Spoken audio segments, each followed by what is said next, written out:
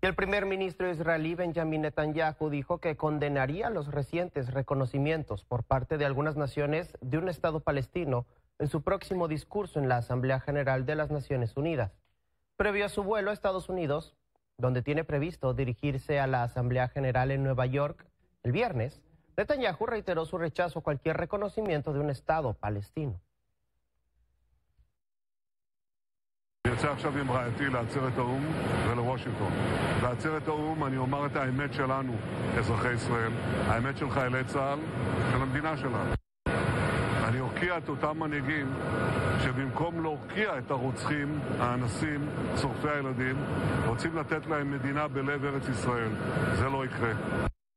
בוושינגטון אני אפגש בפעם הרביעית, יותר מכל מנהיג אחר, עם הנשיא טראמפ, נדון איתו על ההזדמנויות הגדולות שהניצחונות שלנו הביאו, וגם על הצורך שלנו להשלים את מטרות המלחמה. זאת אומרת, להחזיר את כל חטופינו, להכריע את החמאס, ולהרחיב את מעגל השלום שמזדמן לנו בעקבות הניצחון ההיסטורי בעם כלבי וניצחונות אחרים שהשגנו.